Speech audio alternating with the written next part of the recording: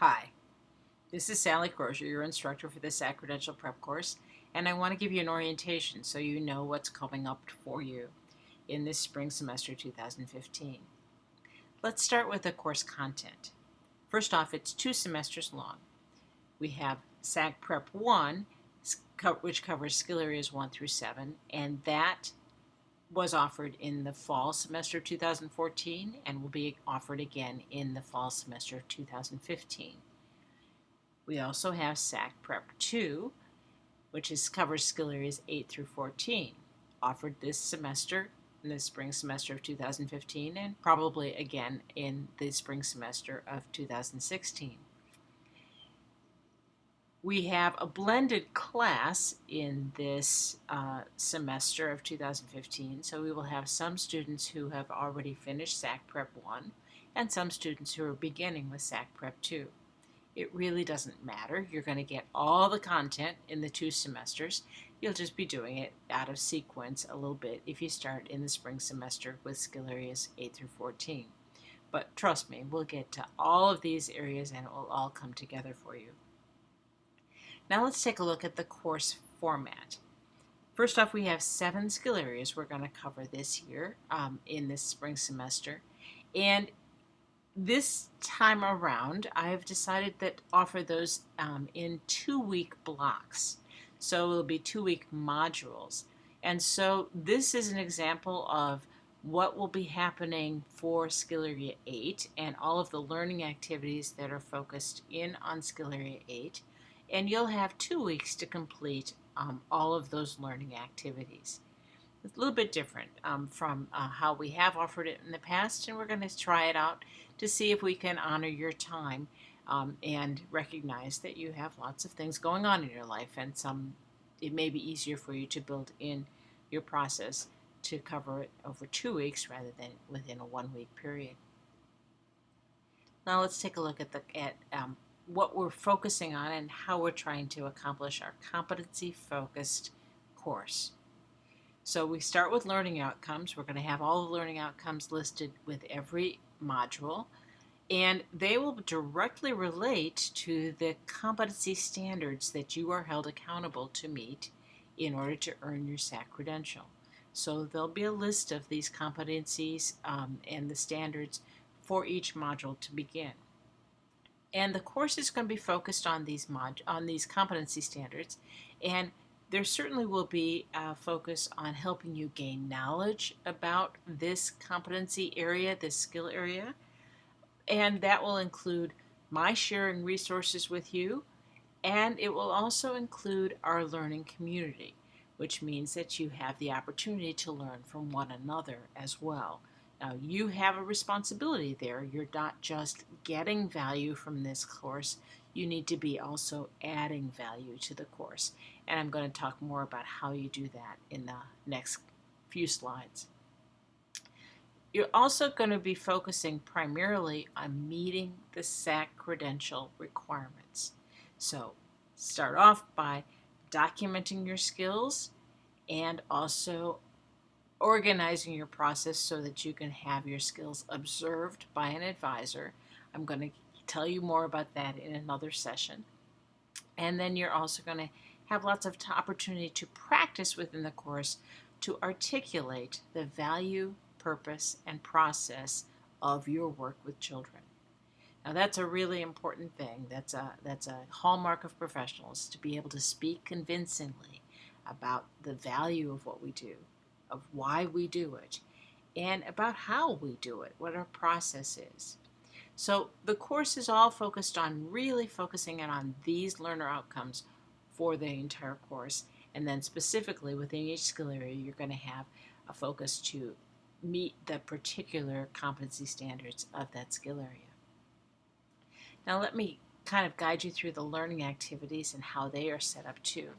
I use a process that was developed by Joy Norris in a book called From Telling to Teaching. And I use a process called the 4A dialogue process here. And you can see that there's an anchor, add, apply, and away that happens throughout all the learning activities within a particular module.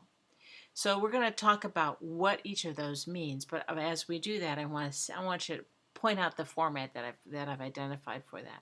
So I use kind of they go in order. So anchor, add, apply, away goes in order, and you should do the activities in that order.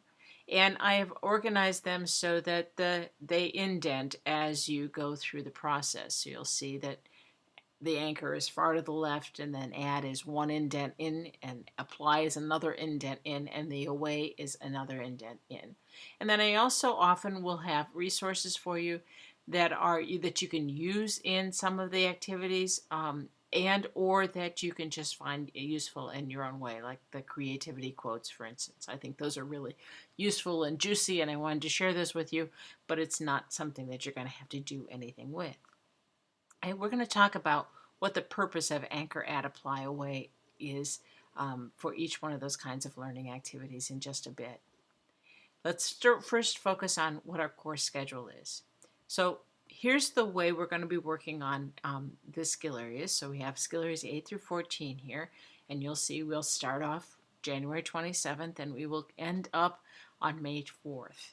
Now the sessions are going to open on Tuesday mornings on a regular basis, and they will close 5 minutes before midnight on the Monday before the due date, or before the next session begins. So February 9th is a Monday, and it's going to close 5 minutes before midnight on February 9th, for instance. Now, with a 2-week block to complete all the learning activities, one of the key things that you're going to need to do is to plan your time.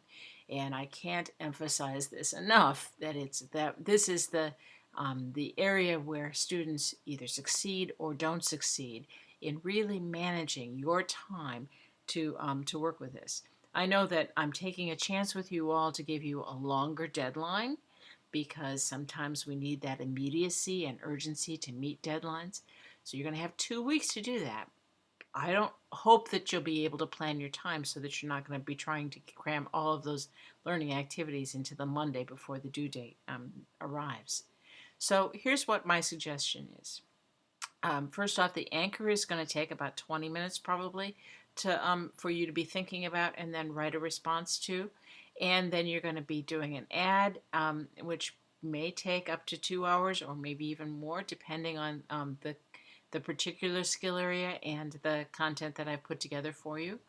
And the apply will be about 30 minutes. Now, I suggest you try to do that in the first week of that 2-week module. And then in week 2, you'll also have some more apply, and that is because in the apply, you're usually going to be doing some sort of a news forum, a discussion kind of activity. And so you're going to post your first discussion in week 1, and then give that time so that you'll have time to comment about your own and other classmates' entries in week 2. So you'll have also an apply in week 2, and then the away will be about 2 hours long. Give or take, depends on your own skills, on how time effective you use your time, and all of that kind of process. So it's a little bit estimated in terms of how much time it's going to take, but you're going to want to really figure out when you're going to build this into your schedule. So let's talk about what each of those parts of the lessons and learning activities involve. So an anchor tends to build on what you already know. You're not coming into this course or any other course as a grown-up without having gained some information and knowledge and some habits and practices and skills that you can add to our course. So what we want you to do is to build on what you already know, and it will also serve to introduce a topic or skill area. Generally, what that's going to involve is asking you to respond relatively briefly to a question, and then read and comment on your classmates' responses. So this is an example of how something might look for an anchor. So it's going to ask you, this is about learning skills, and much of our SACC Prep 2 course, skill areas 8 through 14, really do focus on helping teach children skills to meet their needs. So this particular anchor asks you how you learned a skill and what was the process in learning that. Really try to break that down so that we can use that process then to teach kids skills and figure out how they learn skills as well. So this is kind of thing that you're going to think about, and then you're going to respond, and then you're going to have some conversation via the discussion forum here to comment back and forth about with your classmates' responses. The ad gives you new information, and you'll see in Skill Area 8 we have 4 different kinds of ads here. That new information, or new in terms of how you look at it, perhaps it's not new information, but it's a new slant on that information that you already have. And those will include some YouTubes. Now that you'll see the very first one and the very last one in this particular example are YouTube kinds of things, and you'll see that icon frequently. And those will be similar to this YouTube experience where I'm going to be guiding you through learning something. You'll see some, in each skill area, you'll see one YouTube that's just focused on the competency standards and whether or not you're going to think about documenting that particular standard. You do have requirements to document standards. I'm going to talk much more about that when we talk about an orientation to the portfolio process and how you do that. But the competency standards, YouTubes, will be very helpful for you to figure out what you're going to write and document and how you're going to document that skill. So you'll definitely want to see those. I'll also have some skill area content, and that last one that's shown in the example here, the creative lesson planning video, is really focused in on actually the anchor, add, apply, away process, so that you can think about how you go about planning learning opportunities for kids within our after-school structure. And that's, we always want kids to be learning. We want the learning to be intentional, and this particular video is going to focus on that topic. And it's creative. I think it really focuses in on this particular skill area because we really need to use creativity about how to make learning fun and exciting in our programs. More on that when we get into Skill Area 8. Then there often will be some reading. Now, there is a text, and the text is included in your tuition, so we'll be providing you that text. If you haven't already received it, you'll receive it very soon.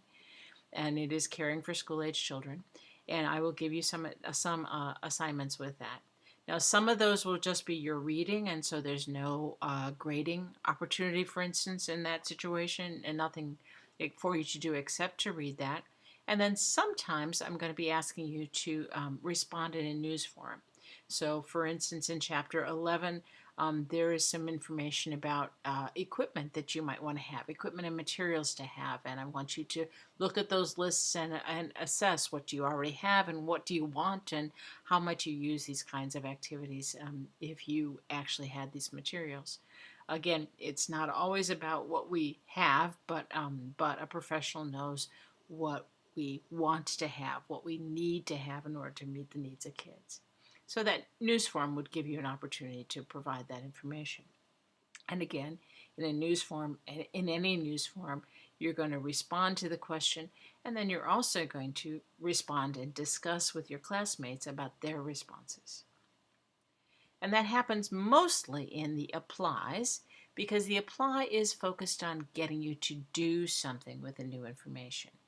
So that generally is going to happen in a news forum. And that news forum, I'm going to ask you to view a video or read an article or do something like that, and then discuss that within our learning community. So here's where I want you to think about actually responding to the apply in week 1 of the 2-week cycle, and then being able to respond to your classmates' responses during week 2 of that 2-week cycle, so that we have this learning community and you can learn from each other at least as much as you can learn from me. Okay? In some cases there may be a quiz too, and that generally is going to be focused on helping you explore a topic There may also be some opportunity for me to include some quizzes that have to do with knowledge gain, and that's to meet some of the uh, EIP distance learning guidelines, and so we'll be coming along with that. You'll get plenty of notice if that happens. Here's an example of an apply that focuses on a news forum that has about asking you to view a video and then respond to what that video and what that video brings up for you in terms of how you might apply your own program. And here's another one that looks at the Common Core standards and asks you to dig in and use it kind of like a scavenger hunt, really, to find out as much information as you can to respond to some of the questions that I've put up there. Okay, so we've talked about Anchor, which builds on your own information, the previous knowledge that you come with. Add, that gives you some new information. Apply, that has you to do something with this information. And now let's think about the away and what you do now with the learning that you've gained. So if you don't do anything with it, it's really not learning. And so we want you to do something with that. And that is usually going to be focused on, in this course, fulfilling your SACC credential requirements, which will be portfolio entries, that's documenting your skills, and that will be an assignment, and resource file items, also documenting your skill, also often an assignment, and then improving your practice or improving your articulation skills, which may be a news forum. So you'll see some of the away things. You'll get very comfortable and familiar with the away of portfolio entries and writing those, because that's part of the documentation process that's required for your SACC credential. And then you'll also be developing a lot of lesson plans, mostly to fulfill your resource file requirements. And then, and I'll be guiding you through that process. And then you may also have some news forums that will be thinking about, okay, of all the things that we've talked about in this particular module, in this particular skill area, what will you do with that? And that will be, again, an opportunity for you to think about how you want to improve your practice and set a goal for that, and or to practice articulating and speaking convincingly about the value, purpose, and process of your work. Okay, so that's anchor, add, apply, away. And once again, I want to say, plan your time. I can't emphasize it enough. This is where you're going to succeed or not succeed with this course and with earning your SACC credential. So anchor again, anchor, add, apply. I'm going to suggest that you do that in week 1. And in week 2, I'm going to suggest that you go back to your apply so you can have lots of opportunity to comment on other classmates' work, and also then focus in on the away. Now, Moodle requires that I do grading, and I want to talk about how I grade and what the process is. Now, the SACC credential prep courses are still non-credit courses. We have goals of creating credit courses, but they're not there yet. And we will talk about opportunities that you can take this work, if you choose, and apply it through Empire State College for credit by evaluation. If you have interest in that, please contact me directly, and then we will talk more about that process. But even though it's a non-credit course, I still will be offering grades. And I do that primarily to look at completion of activities and meeting the requirements of the credential. So for OCFS training hour credit, which most of you want to see, you're going to need to complete each module. So that means each learning activity in each module. And for EIP funding, you'll be required to show that you did. Especially true if you want to access EIP funding for your assessment fee, if you're in your second semester, or for the second semester if you're in your first semester. They will require you to show that you completed the previous course or the coursework that's there. So that means that each learning activity, except for reading, except for viewing videos that I present, will be graded. And they will be graded on the basis of completion and thoughtfulness and timeliness. So I'll tell you that if you thoughtfully reply to a news forum and you fulfill the requirement of responding to other classmates' responses to that news forum, then you will probably receive a grade of 100. If you just blow that off, you'll probably not receive a grade of 100. And if you only complete part of the process, you'll probably receive a partial credit grade. And so it's an easy 100 if you complete each of those activities in the news forums, and you actually respond to your classmates' discussions as well.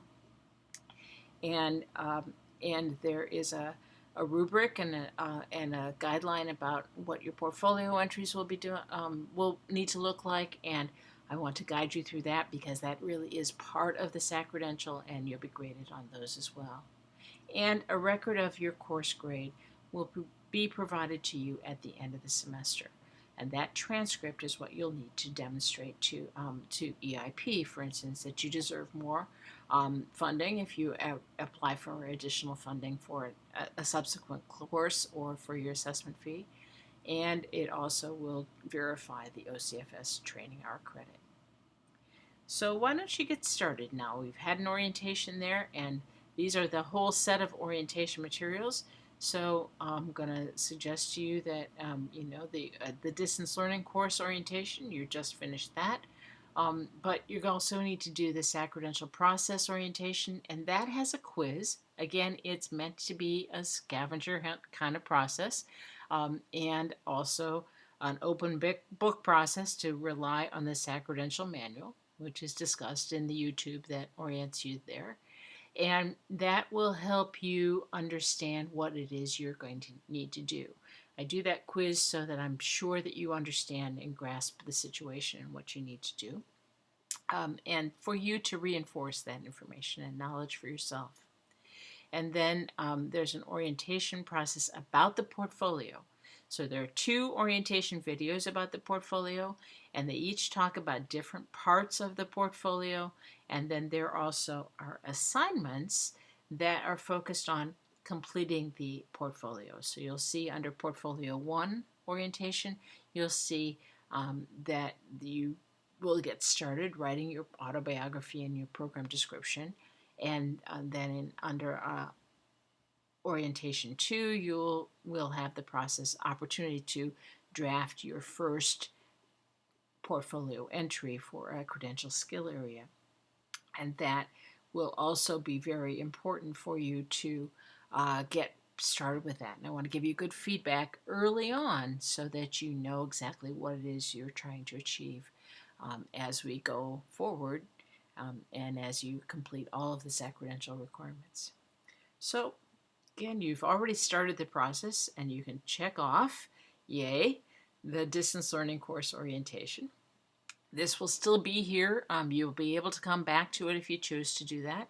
I'm going to keep these orientation sessions up all semester long so that you can always have access to these and come back and look at those anytime you choose to do that. Okay, so as we go forward, I'm going to ask you to stay flexible. We're all learning here. There are some new guidelines that I need to meet to create the distance learning course. So I may be adding some things or taking some things out. So expect that there may be some changes. But generally speaking, the most important thing I want you to take away from this session and all other sessions to be successful, you could hear it again, right? Plan your time. And again, think about completing the activities in order that they're presented. And in week 1, focus on the anchor, the add, and the apply. Excuse me. And in week 2, go back to the apply and then focus on the away. You do that and you're going to be successful. And that's really what I want for you, to be successful in completing the course, because that's going to really aim you towards completing the credential and earning that credential. And you'll learn more about that in the orientation to the SACC credential process.